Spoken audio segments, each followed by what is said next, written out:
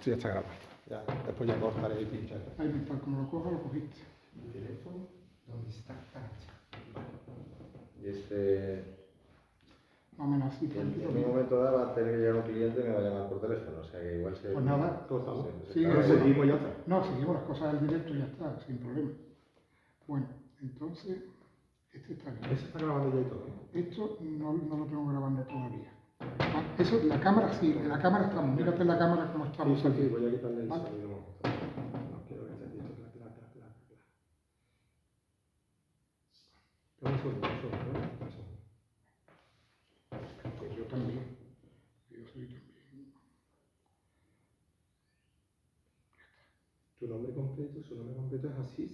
Asís Moreno Landal, Marqués de Morataz. Mortara. Marqués de Mortara. ¿El tratamiento de Marqués cuál es? El tratamiento correcto. Señor Marqués o cómo es. Pero no, el tratamiento, Marqués. un coronel es Ucía, un general es vuecencia. Pues no lo sé, no, da igual. Bueno, da igual, yo lo hago muy natural. Bueno, ya no me... ¿Tú no, quieres porque- empezar tú? No, empieza tú porque al final... Bueno, saludos. Bueno, La espoleta. La espoleta. Vale, Bueno, te he dicho la espoleta es espeleta. como una bomba que le quita Vale. la chapa y explota porque estamos a punto de explotar. Vamos a empezar. ¿Ya estamos grabando? Espérate, Asís de... ya estamos grabando. ¿Quién? Asís de... Asís Moreno Landal. Asís Moreno Landal. Asís Moreno, sí. Asís Moreno. Bueno, Bueno, buenos días, buenas tardes, buenas noches, bienvenido, bienvenida. Esto es un programa especial. Estamos en Comunidad TV, estamos en YouTube y en La Espoleta con mi querido amigo Alfonso. Y estamos, ¿verdad, Alfonso?, aquí en Jerez de la Frontera para entrevistar al señor Marqués, porque me gusta decirlo así porque es verdad, Marqués de Mortara. Sí, así es. Marqués de Mortara y su hermano mayor, pues el conde de los Andes. Exacto. Y están en esta vivienda desde el siglo XIII. Así es. Desde el siglo XIII que vino con Alfonso X el Sabio. Y fue eso. ¿No? Pero para contextualizar un poquito, usted realmente, digamos que el hecho histórico que marca un poco el destino de la familia es el virrey de la Serna, ascendiente suyo, ¿no? Sí, bueno, ha habido varios personajes históricos en la familia, no solo es el virrey de la Serna, pero digamos que el virrey de la Serna es el personaje principal, sí. Y vamos a hablar un poquito en ese aspecto, así, detállenos un poquito de qué viene todo el tema de la ascendencia, la genealogía de su familia, desde dónde parte o tiene usted conocimiento hasta más o menos la actualidad. Bueno, aquí la familia parte del primer propietario de esta casa, que es Vasco Martínez Trujillo, que es un caballero que llega con Alfonso X el Sabio a Jerez cuando se conquista Jerez a los árabes. Alfonso X el Sabio dejó aquí 40 caballeros, cada uno con sus huestes, y a cada uno de esos caballeros le cedió una casa que antes era de los árabes. Y esta casa era un antiguo palacete árabe, que debía de ser alguien principal, no sabemos de quién, por la proximidad con el Alcázar y con la gran mezquita, que hoy en día es la catedral. Pero ya se sabe que aquí los árabes pues se largaron todos, no sabemos cómo. De hecho, ahora pondremos Y no imágenes sabemos para que veáis el contexto en el que está y lo bien situado, vamos, y totalmente céntrico, en la calle Pozuelo, que también pone el conde de los Andes y prácticamente Sí, porque del castillo.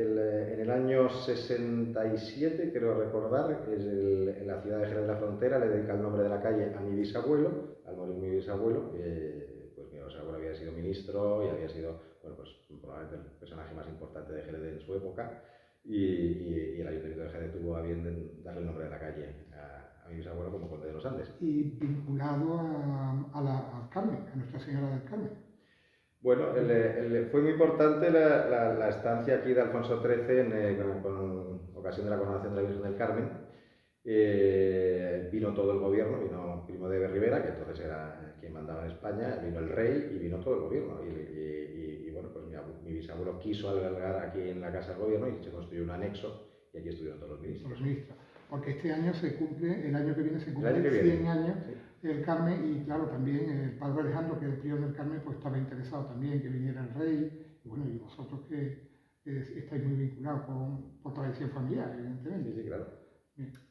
Y damos un pequeño salto así digamos, a 1770, finales del siglo XVIII, que es cuando uno de tus ascendientes, que es en este caso José de la Serna y de Hinojosa también, y Martínez de Hinojosa, Martínez de Hinojosa, nace en esta casa. Nace en esta casa, creo que era un 1 de mayo, Bueno, la fecha exacta ya... Ahí está, yo lo he visto un poquito. En 1770. Exacto. Y también cuéntanos un poco, porque... Yo nací exactamente 2 siglos después, yo nací en 1970. Bueno, somos de la misma pinta.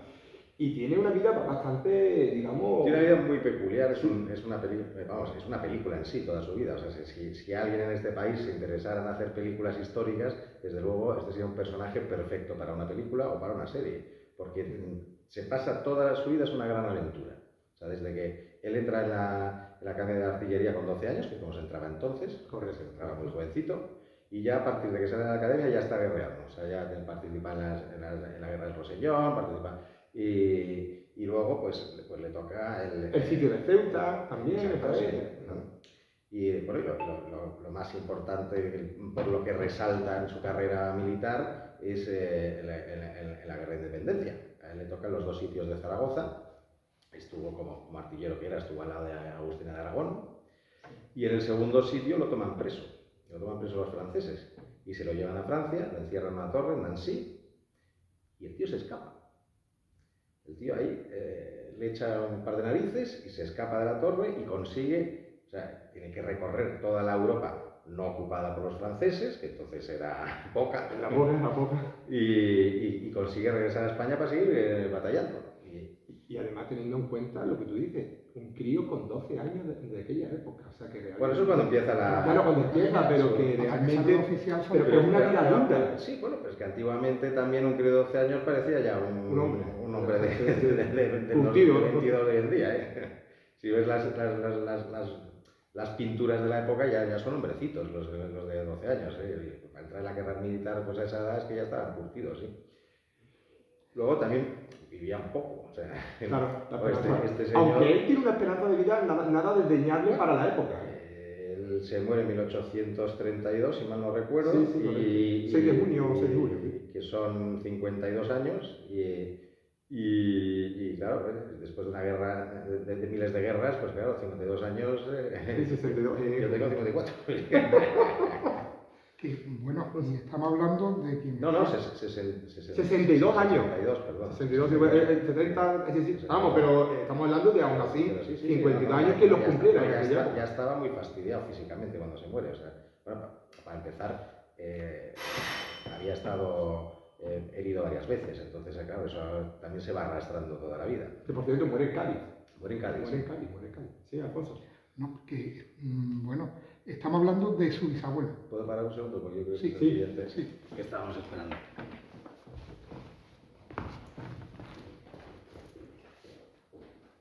Que tú lo tienes viceversa.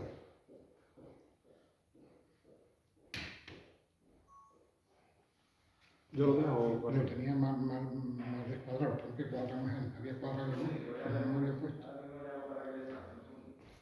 Bueno, esto lo dejo.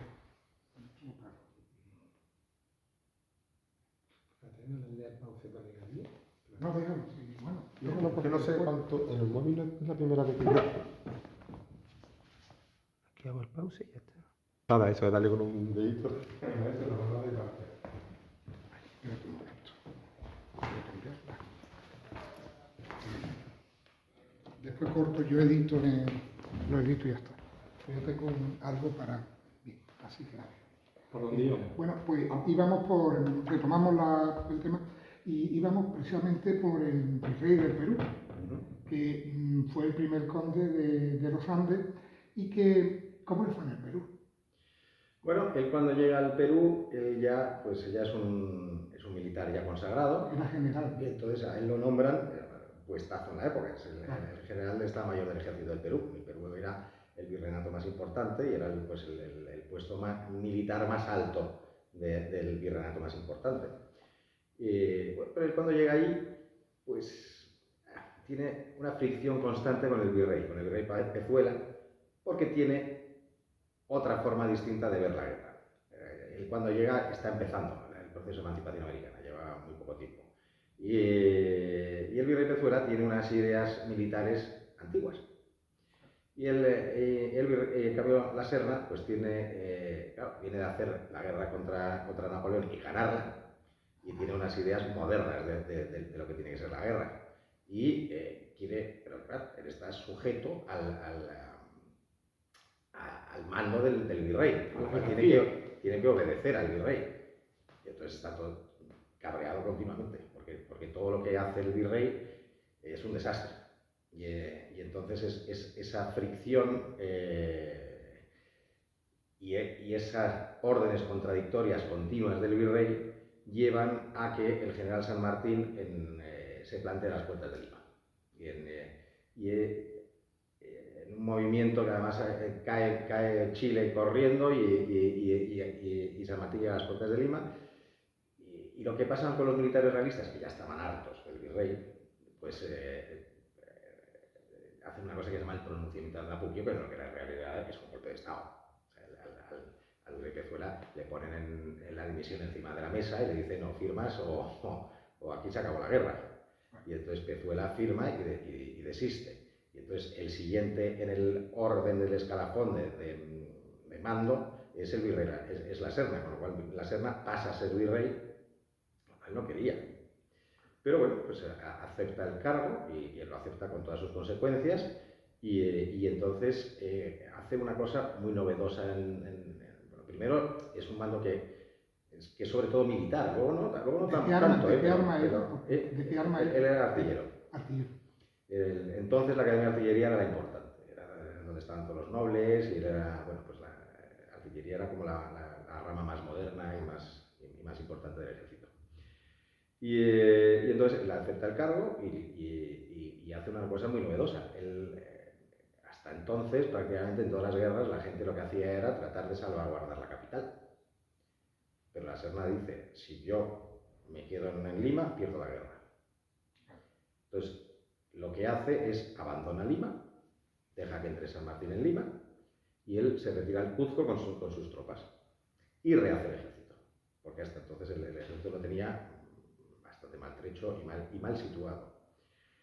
Y entonces, a partir de ahí, él también tenía un concepto, que es decir, pues San Martín no va a poder mantener Lima, porque está muy lejos de Argentina, está muy lejos de su habituallamiento, no va a poder dar de comer a la ciudad, se le van a levantar, y todo eso que él piensa que puede suceder, sucede.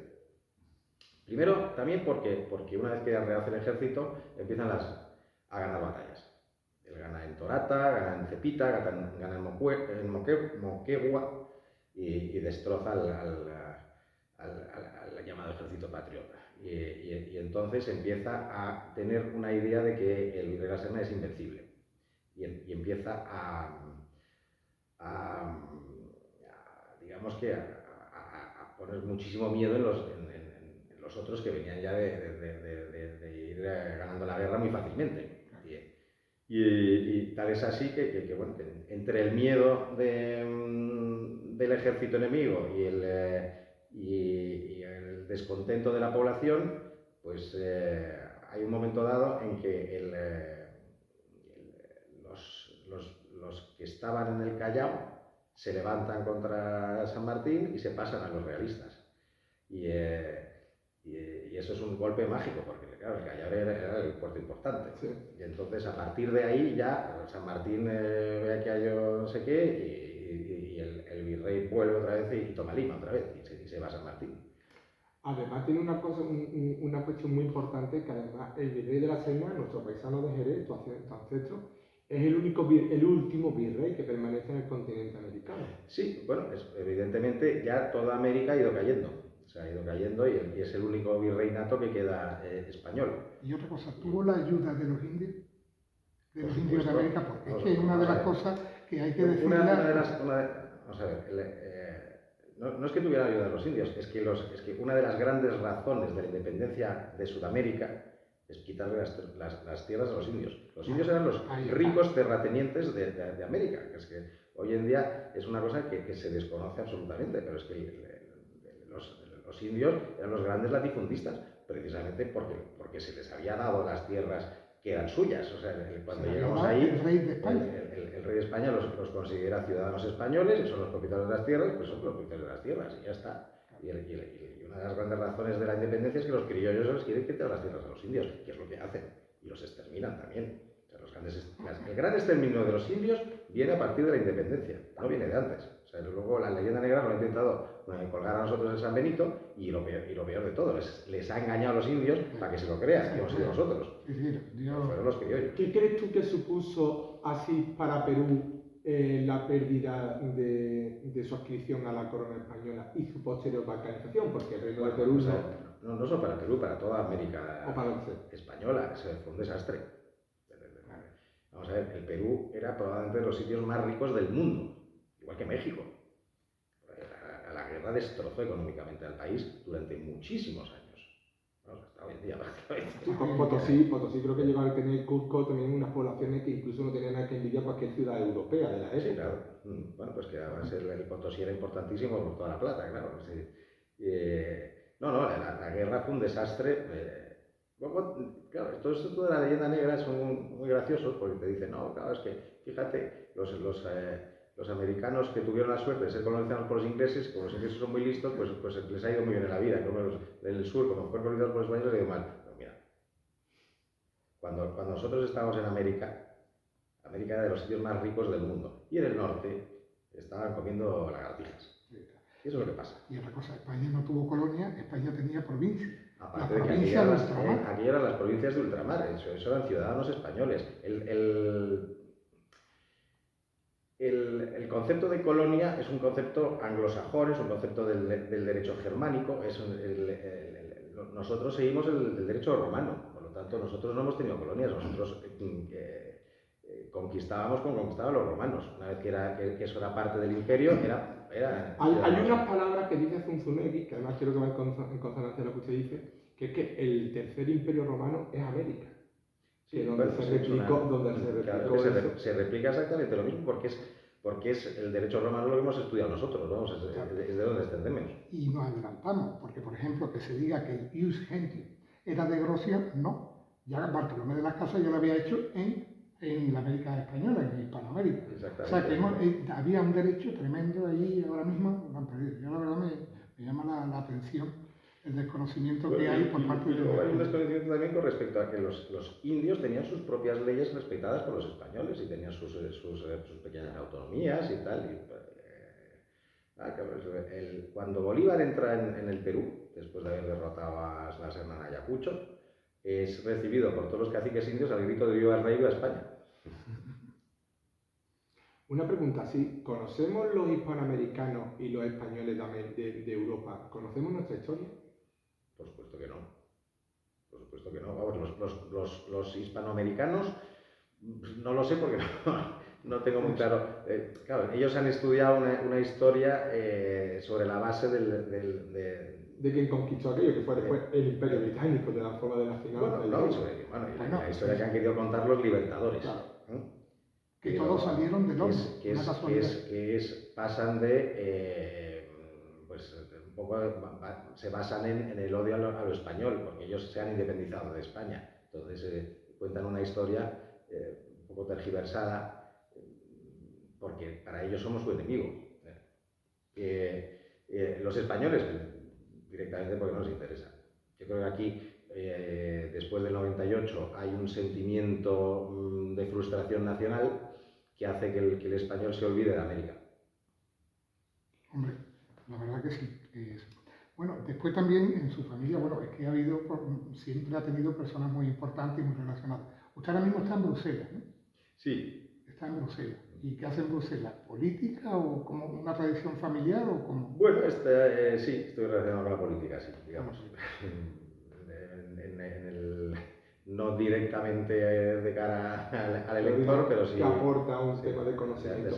Así, volvamos un poquito a la historia del Virrey de la Serna, porque me parece, como usted ha dicho, una vida fascinante, y que es triste que veamos cómo los niños, las nuevas generaciones ven dibujos animados de cualquier índole, y sin embargo en esta historia, como usted ha dicho, nos queda mucho por aprender, ¿no?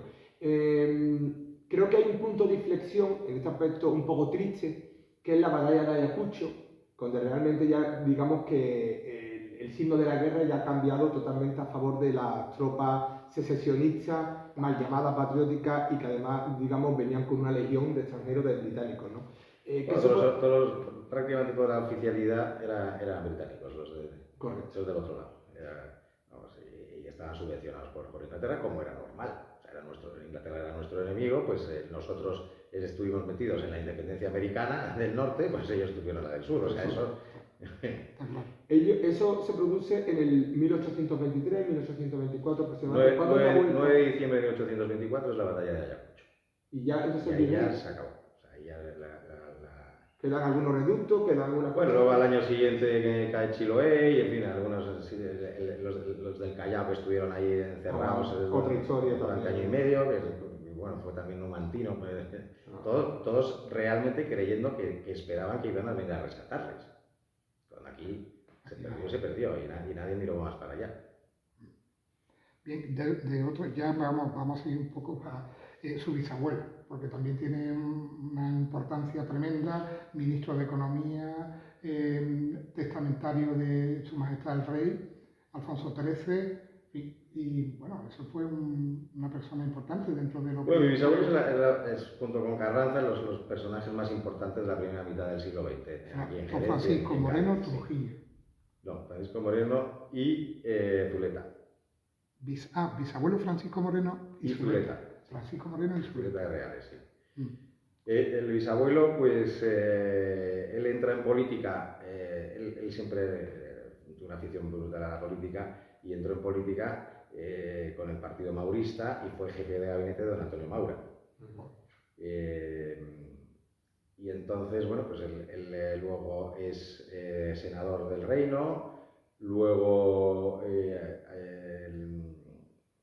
lo hacen ministro de Economía al final de los años 20, luego ministro de Hacienda en el 30, y luego cuando el rey Alfonso XIII se exilia, pues se va de exilio con él, y el rey lo nombra jefe de la Casa Real, y estuvo con el rey hasta sus últimos días. Fue de las dos personas que le acompañaron en su lecho de muerte y fue el albacea testamentario del rey.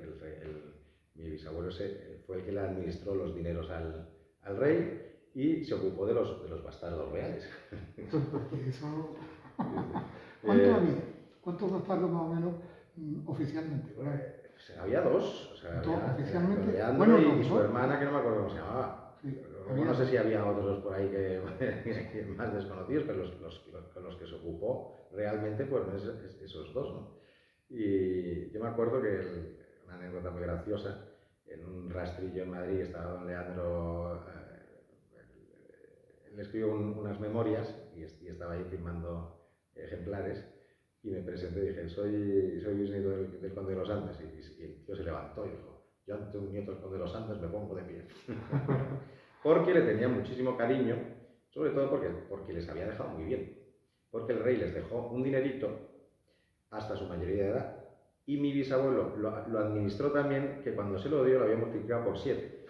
Entonces lo dejó muy bien.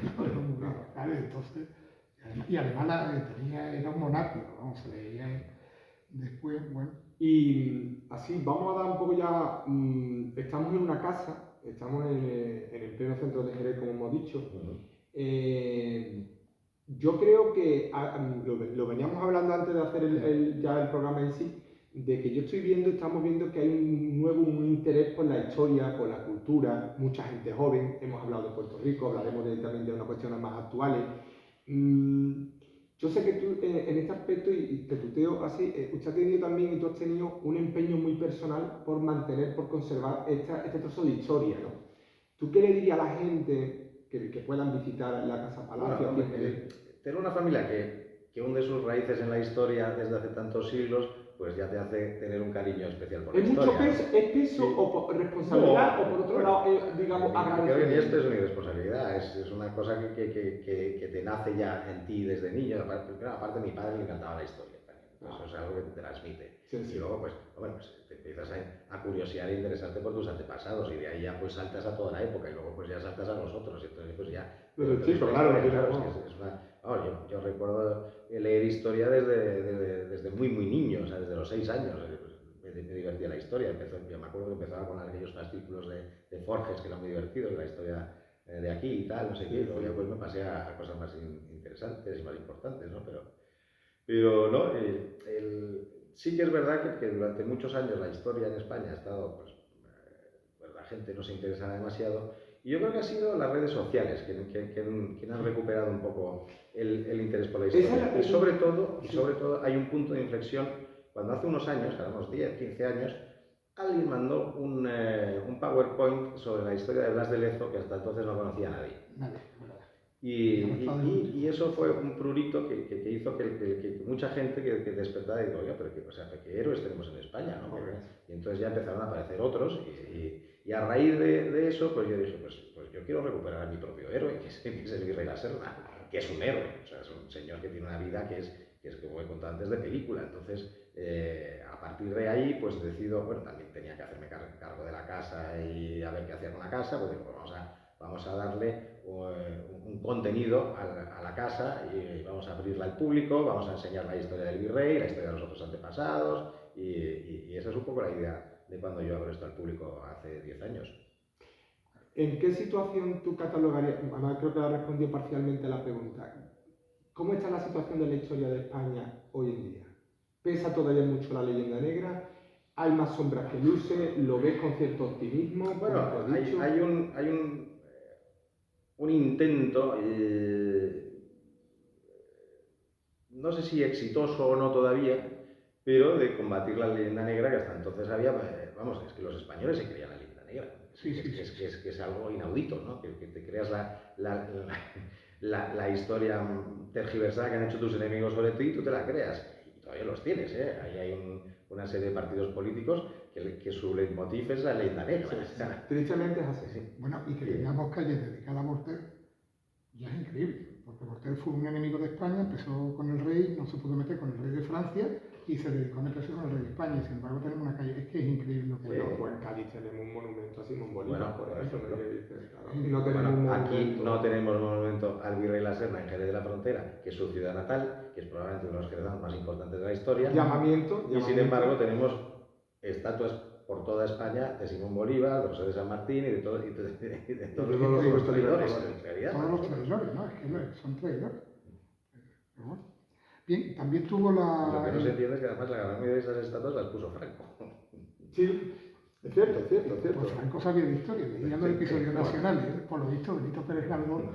Sí, pero es verdad, porque al final te das cuenta que esto no tiene ninguna vertiente. Sin embargo, lo que te has dicho, los datos, y es verdad que Franco fue uno de los más precursores de monumentos y de estatuas y bustos a Simón Bolívar y San Martín. Es un dato curioso, pero sí, que además fue un asesino de españoles. Sí. Tipo que desde el principio él dijo que voy a hacer la guerra a sangre y fuego y el que no esté de mi lado lo paso a cuchillo. Así, estamos viendo, como tú dices, que la cosa parece que está cambiando. Te he hablado un poco del tema de Puerto Rico, que han ido a la Asamblea de Descolonización de Naciones Unidas y ha habido una gran repercusión.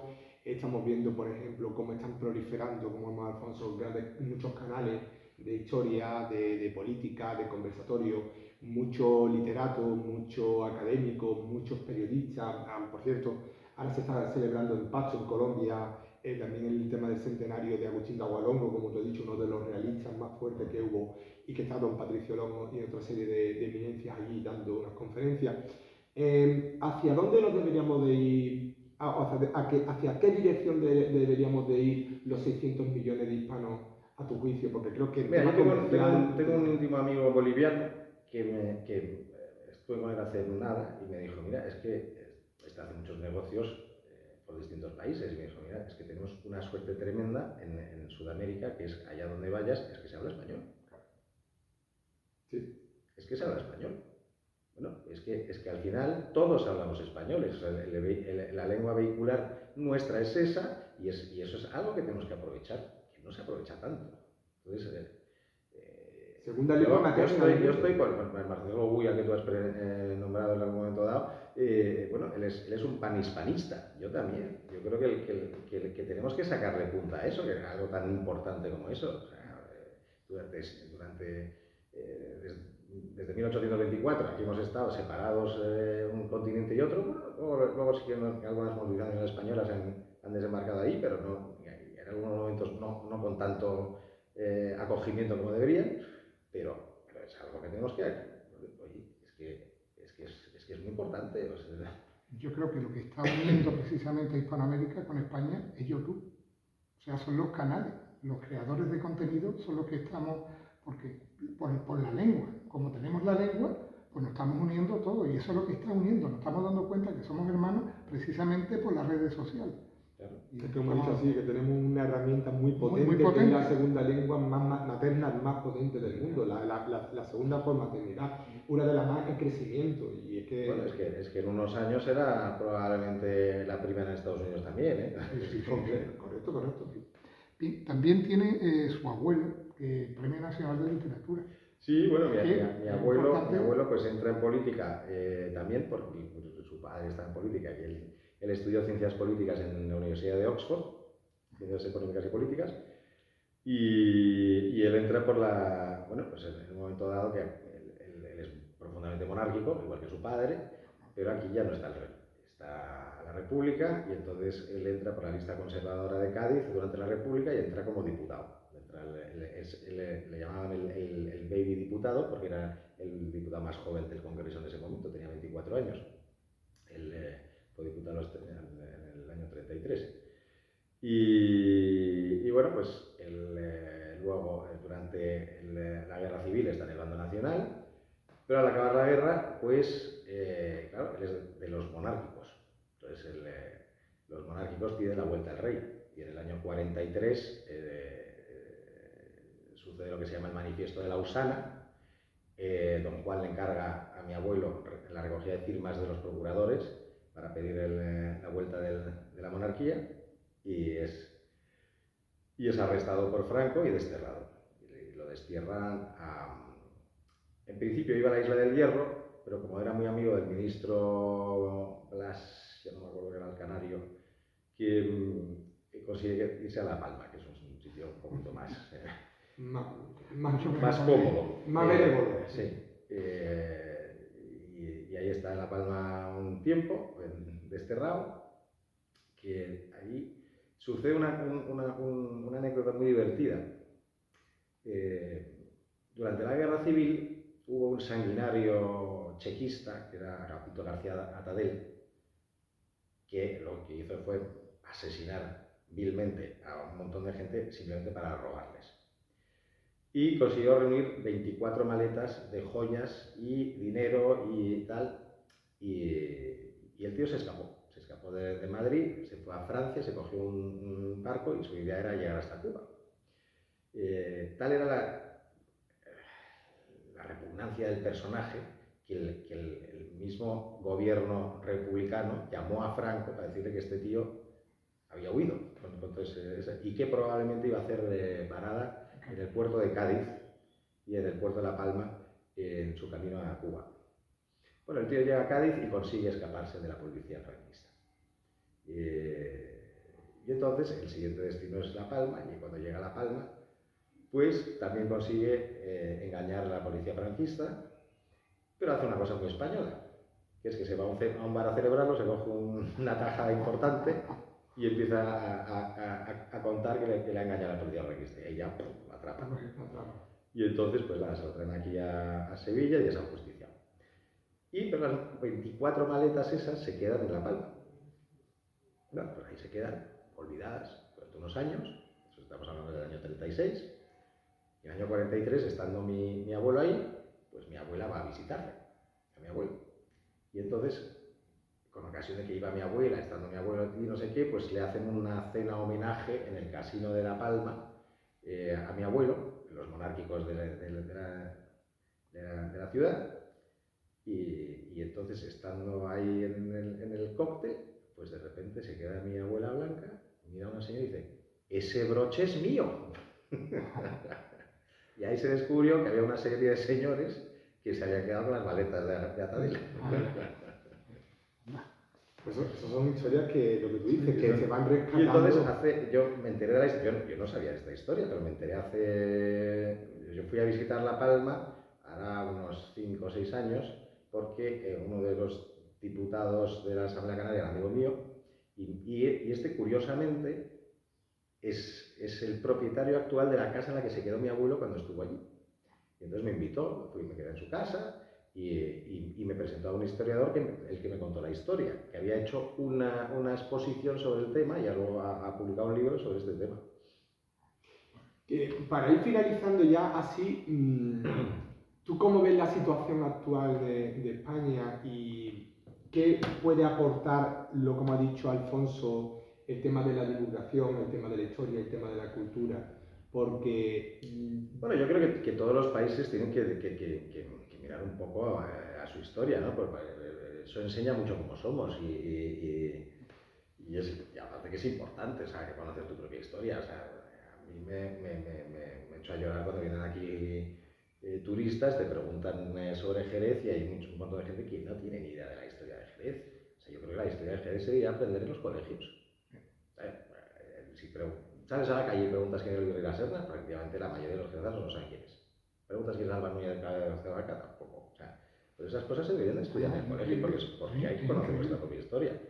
Con lo mismo que el vino de Jerez, ¿eh? O sea, yo he estado en un bar aquí en Jerez, llegar un turista y preguntar, oiga, perdone, ¿cuál es la diferencia entre un fino y un oloroso? Y contesta el camarero, pues que uno es amarillo y el otro es rojo.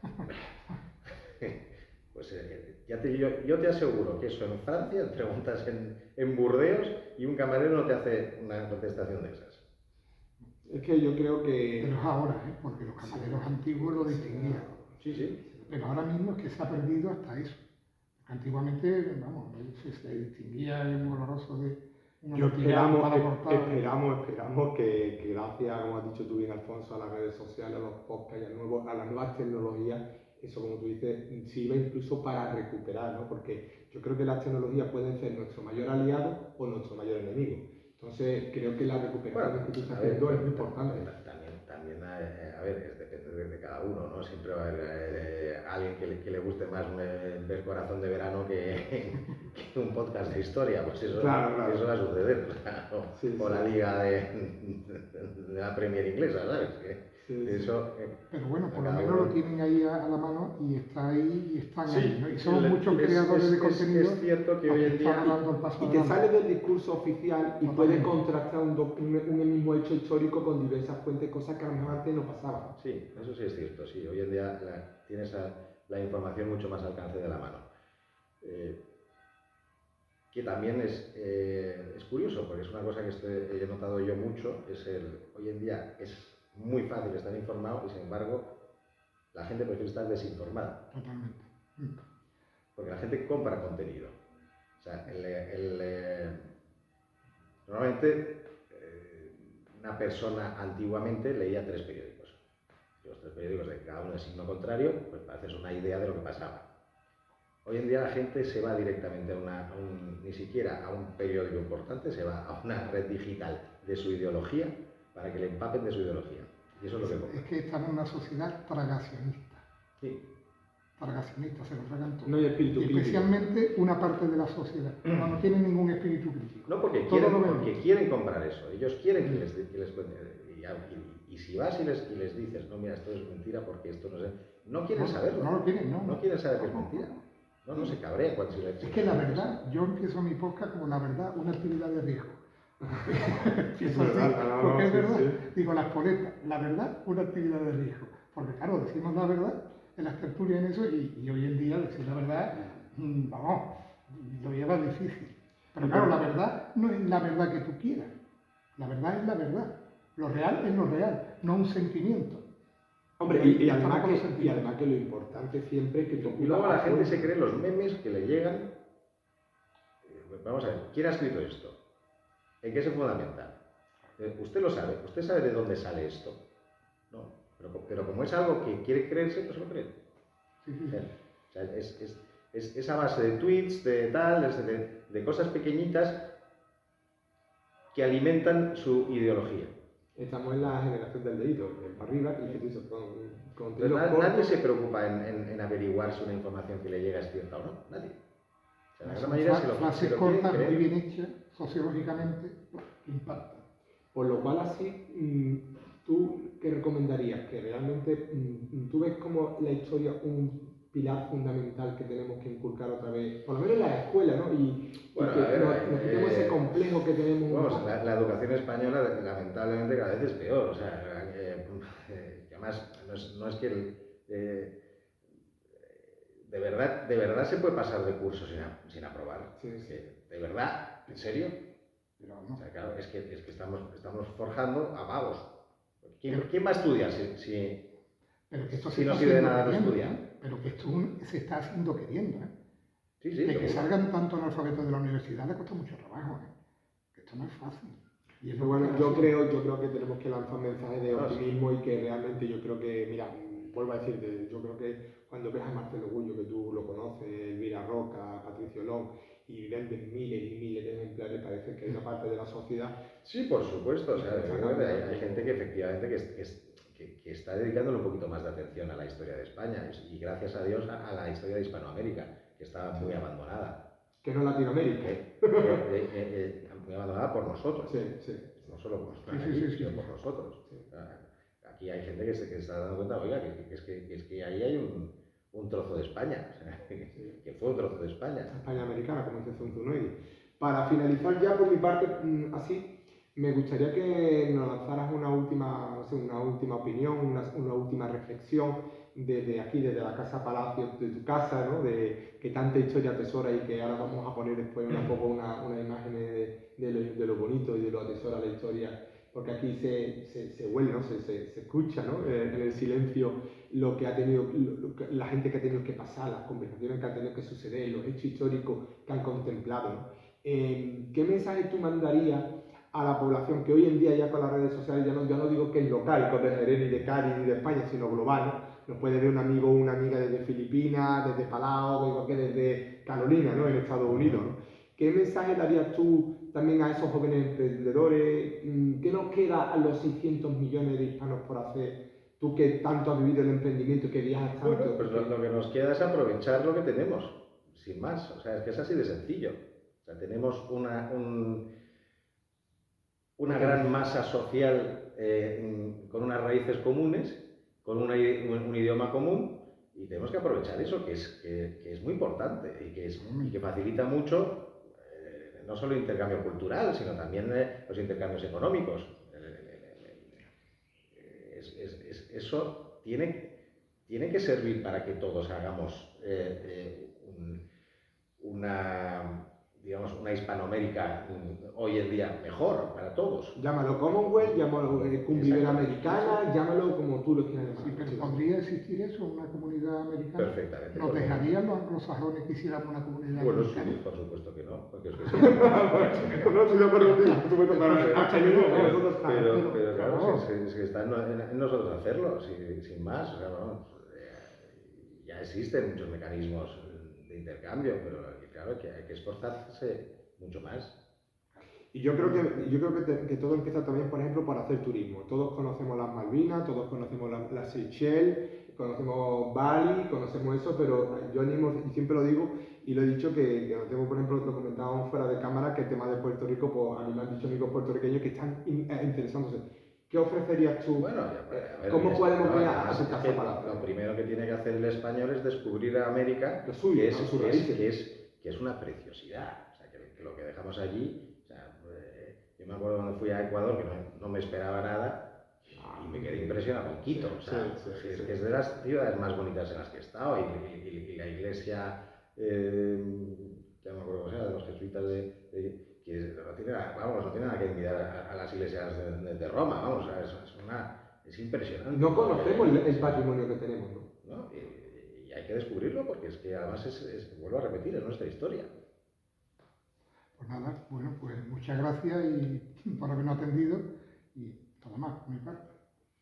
¿Cómo podemos contactar con la Casa Palacio? El que quiera saber más de la Palacio, pues mira, que ha venido a Jerez o a Cádiz. Evidentemente a través de redes sociales de nuestra web www.palaciodelvirreylaserna.com. Ahí entras y tienes desde lo que es la historia del palacio, los horarios de visitas, que está abierto al público, la parte de alojamiento, que tenemos aquí también 6 habitaciones que se alquilan y que son una experiencia para vivirla, porque aquí nosotros contamos que esto no es un hotel, esto es un palacio, y aquí el que viene es para experimentar cómo se vivía en otra época en una habitación palaciega, porque todas las habitaciones tienen su cama con dosel, su tocador fernandino, están decoradas de época, y son muy bonitas.